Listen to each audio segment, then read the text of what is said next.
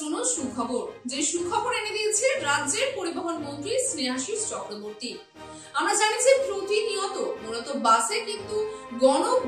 বাস এবং যে গণপরিবহন মাধ্যম রয়েছে সেখানে মহিলাদের যাতায়াতের জন্য প্রতিনিয়ত কিন্তু ভোগান্তির সম্মুখীন হতে হয়। এবার সেই সমস্ত ভোগান্তির সমূলে শেষ করার জন্যই কিন্তু রাজ্যের পরিবহন মন্ত্রী স্নেহাশিস চক্রবর্তী ইতিমধ্যে মহিলাদের জন্য স্পেশাল বাস অর্থাৎ লেডি স্পেশাল বাস চালু করলো।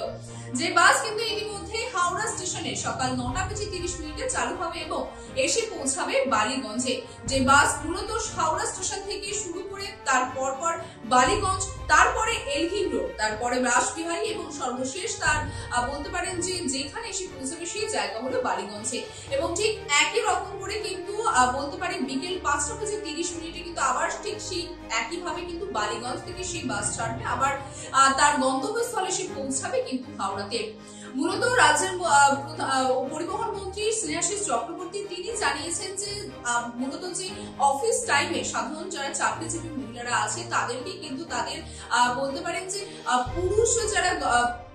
সহযাত্রী তাদের সঙ্গে কিন্তু সম্পূর্ণ রাস্তায় কিন্তু দেখা যায় যে ঠেলাঠেলি করে তাদের যেতে হয়, ভোগান্তির সম্মুখীন হতে হয় তাদের প্রতিদিনই কিন্তু যাতায়াতে।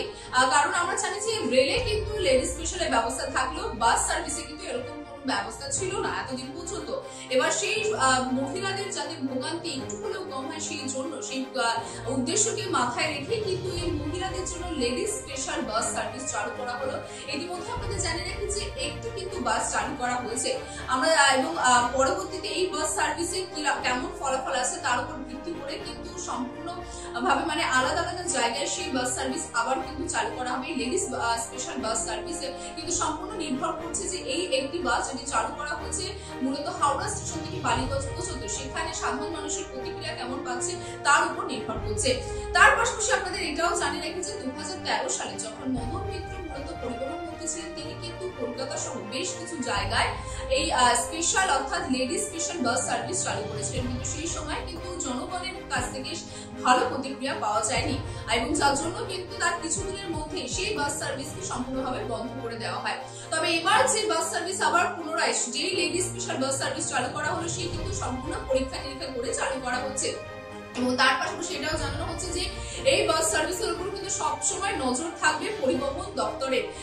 দপ্তরের আধিকারিকদের, এবং তাই সেখানে কিন্তু বিশ্লেষণ হবে কোন কোন দিক থেকে ভালো হচ্ছে, সুবিধা হচ্ছে, কোন কোন দিক থেকে ভালো হচ্ছে না বা কোথায় ত্রুটি আছে সেই বিষয়গুলি কিন্তু বিবেচনা করে দেখা হবে। এবং তার উপর ভিত্তি করে সাধারণ মানুষের কেমন প্রতিক্রিয়া আসছে তার উপর নির্ভর করছে যে আর কোন কোন রুটে এই বাস চলবে। কিন্তু সম্পূর্ণ ভাবে বলতে পারেন যে এই বাস সার্ভিসের অর্থাৎ এই যে একটি বাস ইতিমধ্যে লেডি স্পেশাল বাস যেটি কিনা মূলত হাওড়া স্টেশন থেকে বালিগঞ্জ পর্যন্ত এই রুটে চলছে, এই বাসের ওপর সাধারণ মহিলাদের বা সাধারণ মানুষের যে প্রতিক্রিয়া তার উপর নির্ভর করে কিন্তু অন্যান্য স্থানে যে লেডি স্পেশাল বাস সার্ভিস চালু করার ভাবনা চিন্তা এখনো পর্যন্ত চলছে সেটা সম্পূর্ণ করা হবে। তবে যেমনটা বললাম যে এখনো পর্যন্ত যে সমস্ত যাত্রীরা এই বাসে যেটা সকাল 9:30 মিনিটে কিন্তু ছেড়েছে সেই বাসে যাত্রীদের কিন্তু এই লেডিস স্পেশাল বাস সার্ভিস তারা কিন্তু অত্যন্তই খুশি, কারণ তারা তাদের বক্তব্য যে রেলে যেমন লেডিস স্পেশাল ছিল বাসে অনেকটাই ছিল না, কারণ সকল মানুষের রুট কিন্তু রেল হতে পারে না, অনেকেই আছে বাসে যাতায়াত করে, বাস একমাত্র রুট এবং সেই রুটে এই বাস সার্ভিস চালু হওয়াতে তারা অত্যন্তই খুশি। কারণ এখন আর তাদের বলতে পারে যে বাসে যেতে হলে পারে কিন্তু যুদ্ধ করে আর তাদের গন্তব্যস্থলে পৌঁছাতে হবে না। তবে তার মধ্যে কিছু অন্যান্য যাত্রীরা ছিল যারা চাইছিলেন যে যেহেতু এটি একটি মাত্র রুটে চলছে অন্যান্য রুটে যদি চলে তাহলে তাদের আরো বেশি সুবিধা